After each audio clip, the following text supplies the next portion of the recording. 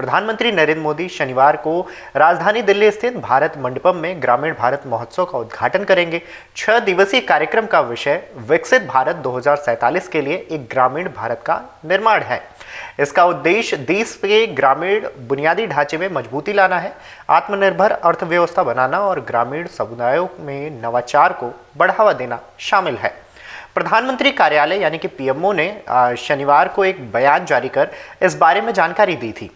अपने बयान में पीएमओ ने बताया था कि ग्रामीण भारत की उद्यमशीलता की भावना और सांस्कृतिक विरासत का जश्न मनाते हुए यह महोत्सव 4 जनवरी से 9 जनवरी तक आयोजित किया जाएगा। इसका मुख्य विषय विकसित भारत 2047 के लिए एक ग्रामीण भारत का निर्माण रखा गया है। वहीं इसका आदर्श वाक्य गांव बढ़े तो देश बढ़े है। बयान के मुताबिक इस 6 दिवसीय महोत्सव में विद्वत जनों और विशेषज्ञों द्वारा अलग अलग चर्चा सत्र और कार्यशालाओं का आयोजन होगा। इनके जरिए भारत के ग्राम जीवन को और सरल और विकसित बनाने पर जोर दिया जाएगा।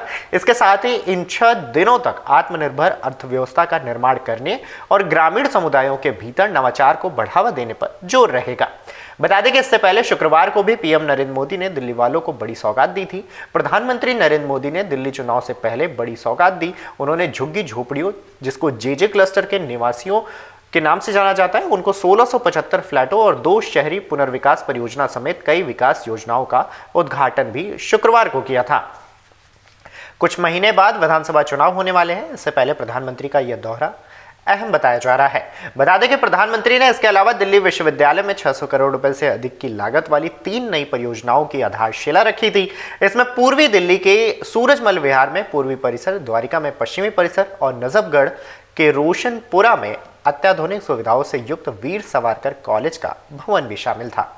बहरहाल एक बार फिर पीएम मोदी शनिवार को ग्रामीण महोत्सव का शुभारंभ करने जा रहे हैं। इसके वास्ते विभिन्न क्षेत्रों के सरकारी अधिकारियों, विचारकों, ग्रामीण उद्यमियों, कारीगरों और हितधारकों को एक साथ लाने, ग्रामीण आजीविका बढ़ाने के लिए प्रौद्योगिकी और नवीन प्रथाओं का लाभ उठाने के बारे में चर्चा को प्रोत्साहित करना है। साथ ही जीवंत प्रदर्शन और प्रदर्शनकारियों के माध्यम से भारत की समृद्ध सांस्कृतिक विरासत का प्रदर्शन करने पर जोर रहेगा।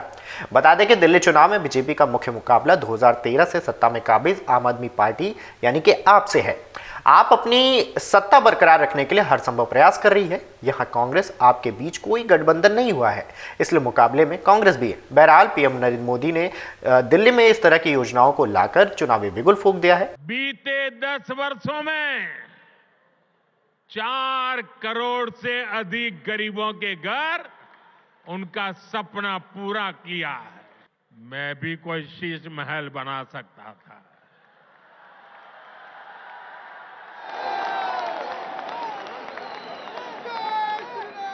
लेकिन मेरे लिए तो